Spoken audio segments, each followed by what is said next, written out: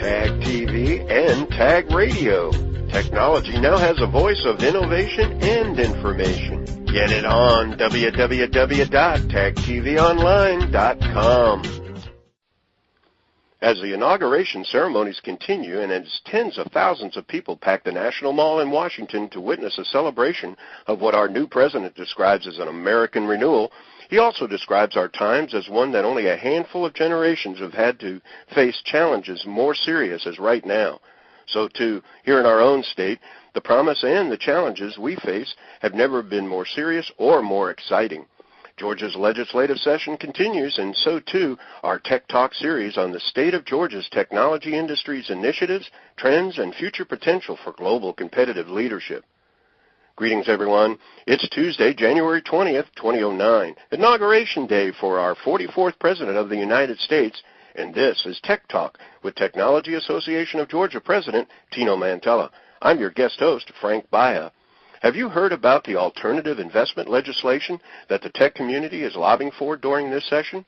What about the telework tax credit law? Any initiatives or trends in the legislative session that might impact technology vendors? We continue our special Tech Talk legislative session series as we speak with Brandon Hembree, a partner with Massey and Bowers, one of the state's most dynamic and respected lobbying firms, and Hembree and Sulmonetti, Verizon Director of Government Affairs, Southeast Region. Brandon is a former staff aide for the Senate Appropriations Committee, a legislative associate with Ford Motor Company, and held key positions with the Government Department of Administrative Services as its Governmental Relations Manager. Brandon's list of government experience and expertise spans roles as IT manager for government agencies like the Georgia General Assembly, Supreme Court, Office of the Governor, Secretary of State, and many others. He currently serves as Vice Chairman of TAG's Government Task Force. Hembree and Sulmonetti, Director of Government Affairs, Southeast Region for Verizon, serves as the Chairman of TAG's Government Relations Committee. Brian is a 22-year veteran of the telecommunications industry, where he has held numerous positions in carrier relations, regulatory, and legislative affairs, and serves on countless industry, government boards, countless industry organizational boards, committees, and as an executive officer. To mention but a few, Brandon has been the former president of the Florida Carriers Association, where he held that position for more than 10 years. And formerly managed legislative affairs for the 22-state Eastern Seaboard region of MCI as that company's Director of Public Policy for that region. Brian is currently a member of the Georgia Chamber of Government Affairs Council and Vice Chairman of its committee on its subcommittee on tax and business incentives. Gentlemen, greetings and welcome to Tech Talk. Okay, gentlemen, let's start right from the beginning. TAG's Government Affairs Task Force. Tell us a little bit about the purpose. Sure. I think three main things that the TAG's Government Affairs Task Force is about. First is to be the chief advocate and face of the technology community before the state legislature.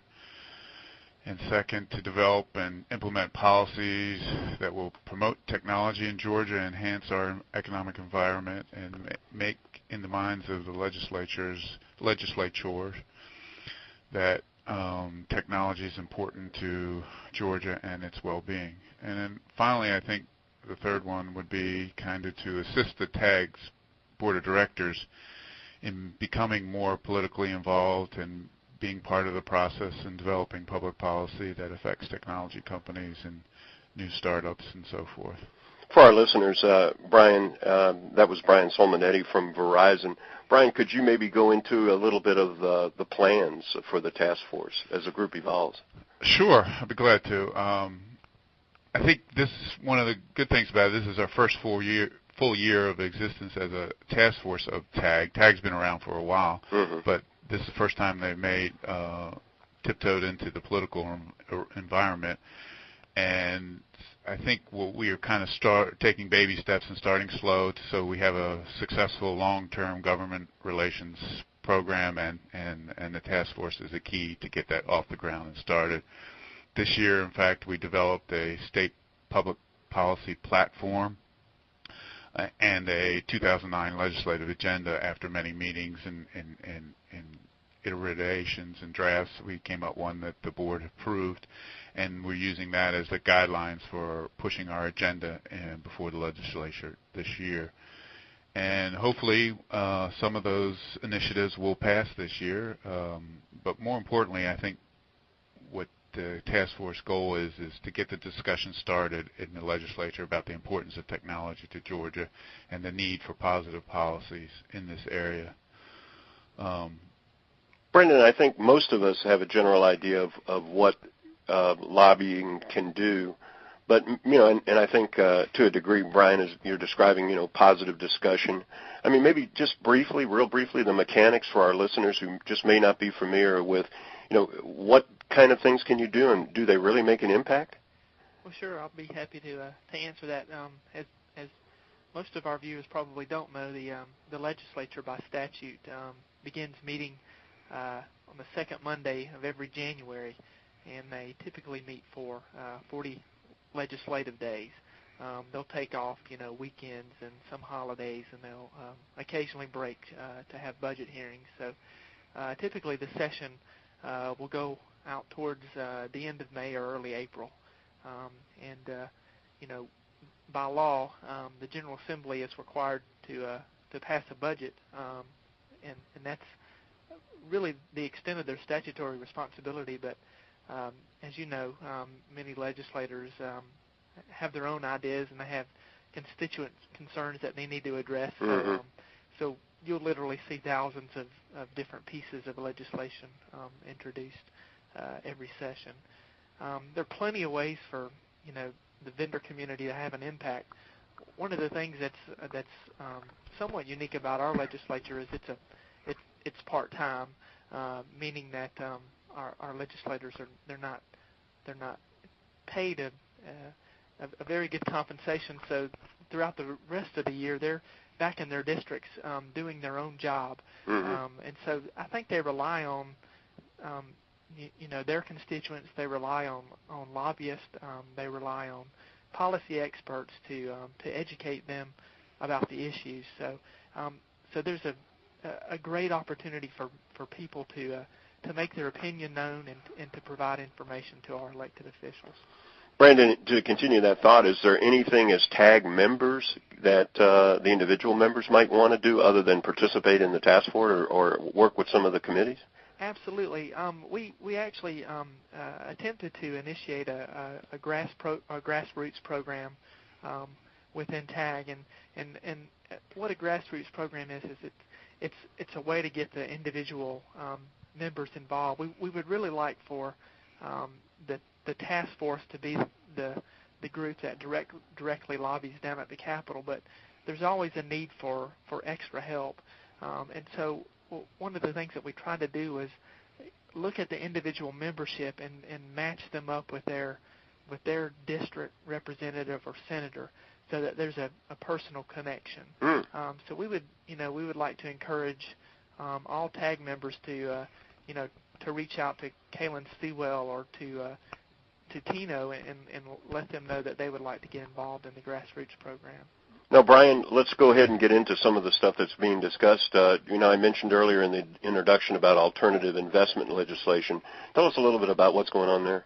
Yeah, I'm going to pass this on to Brandon. I mean, the alternative is one of the important goals of the TAG this year, to try to provide more investments into the startup community and entrepreneurial community through the pension programs that the state controls and runs.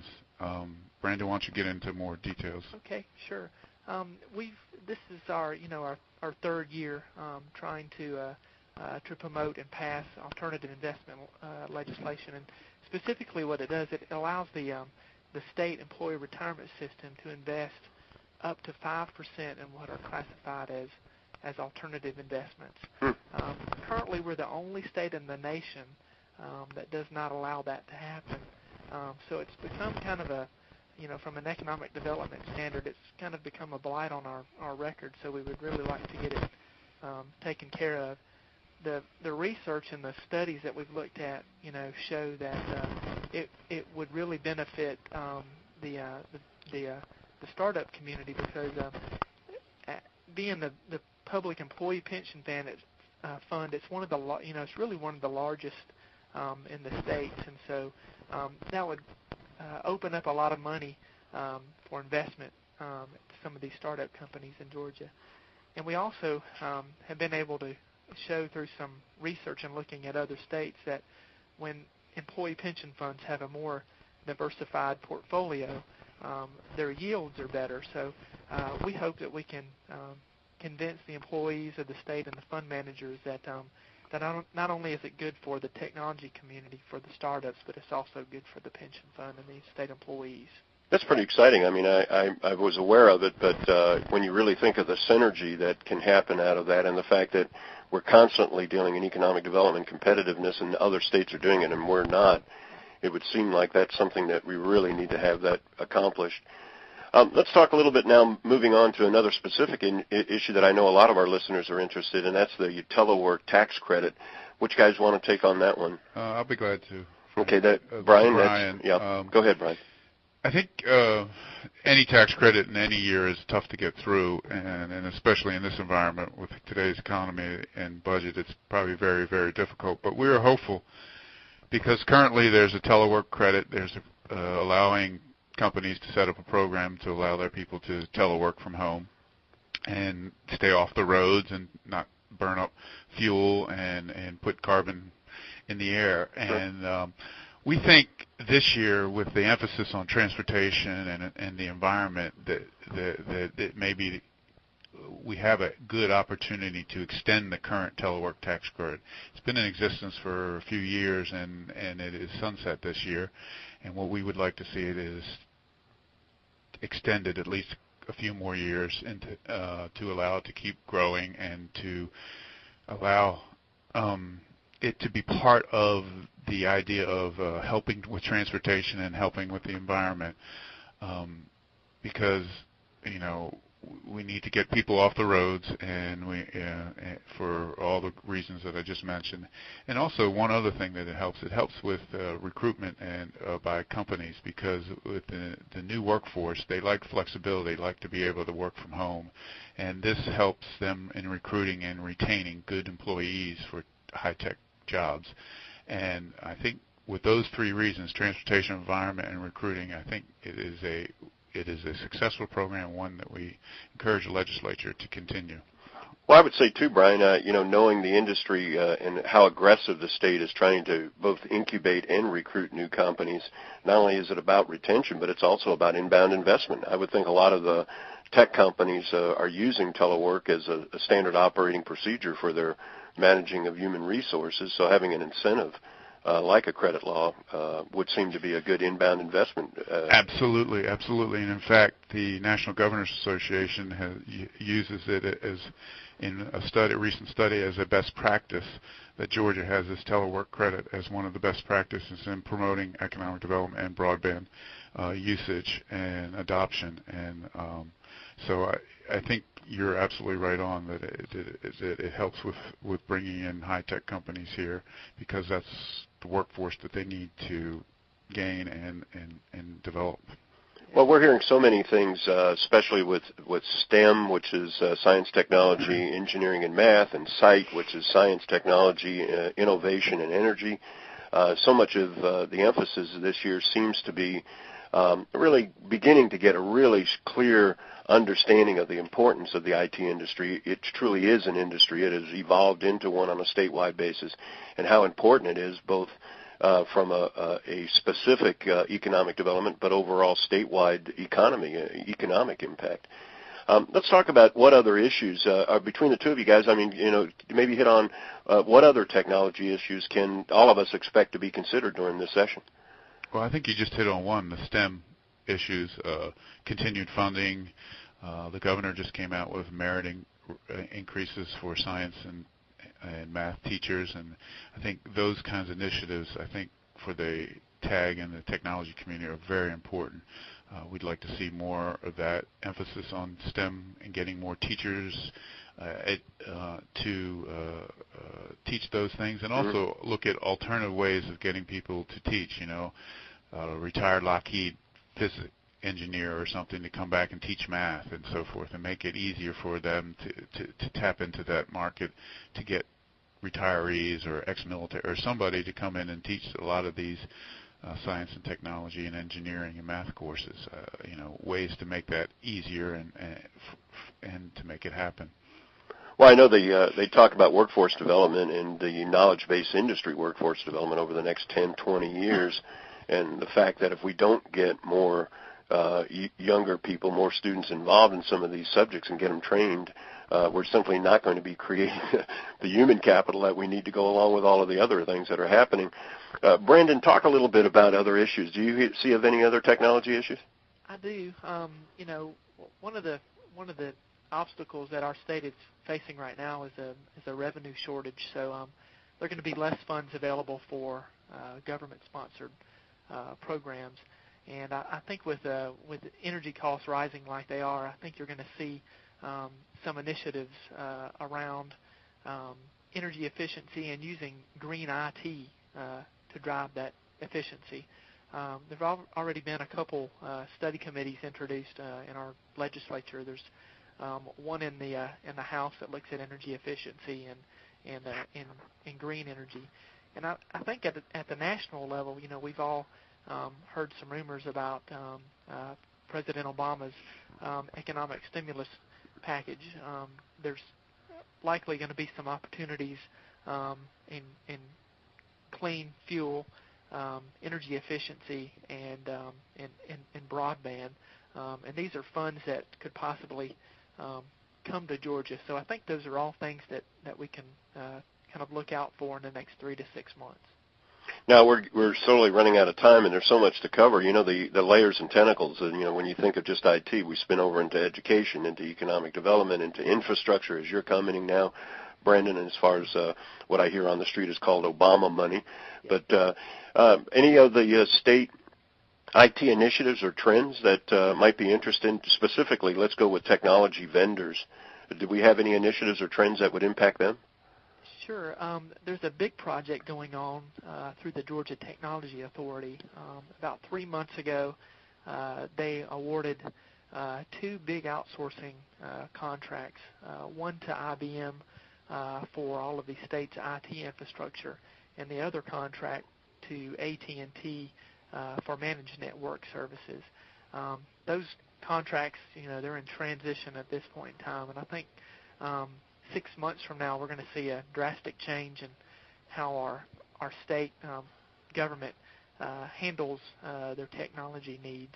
And there are lots of opportunities, I think, for technology vendors to get involved in that process. Wow, that's really, that's exciting. Is there a touch point there in particular, or do you just got to kind of ferret out, by industry, by, I guess, requests for proposal or bids that go out or something? I think there are opportunities, really, and in all honesty, if you reach out to the 2 integrators, to AT&T and IBM, as they go through this process, one of the critical factors for them is in order to make the contract successful is to come in under cost. So sure. I think if vendors can show that they have some value add, they'll be listened to. Does something like that play at all as far as local versus outside, or is that just myopic anymore? I mean, I guess everybody thinks on global standards, so our people have to compete just as much in-state as they do with other competitors out of state, but I guess that play is just up to the individual company to make that pitch. That's correct. Yeah. Well, as we close up, is either one, Brandon or Brian, you might want to take this one. Any other issues that we can expect to be discussed at the Capitol this legislative session? I mean, that's kind of an understatement, but maybe a few that you might want to highlight? I think Brandon said earlier, the budget issues will be paramount. I mean, they have a $2 billion deficit to deal with, so I think that will suck all the air out of the environment down there, but I think there'll be some other exciting things that could come out dealing with some of these green IT issues and STEM and some of the other issues to keep Georgia competitive in the high-tech world. Yeah, and just to add what Brian says, most people get scared when there are big budget cuts, but, on occasion those create opportunities for vendors, particularly when it relates to outsourcing. As some of those agencies try to identify ways to save money, they may look to vendors that are able to do that at a less cost. So just if I were to give some recommendations to vendors, I'd just say stay in there and continue to market and sell your products and services state and local government. Well, you know that we're hearing that across the board in a lot of cases, Brandon, that where obviously there are some industries that are feeling some cutbacks and some impact from the current economy and the financial situation, but others are looking at better quarters in the first quarter of 2009 than in the prior year, simply because companies are re-engineering and looking at new ways to get more efficient and cut costs. So I guess that there's always opportunity, whether it's up or down. Today, on Tech Talk, we've been continuing this series for our legislative session. We've been visiting with Brandon Hembree, who's a partner with Massey and Bowers, and also with Brian Sulmonetti from Verizon. He's the Director of Government Affairs for the Southeast region. Brandon and Brian, thank you so much for joining us on Tech Talk today. Appreciate it. Thank you. Pleasure.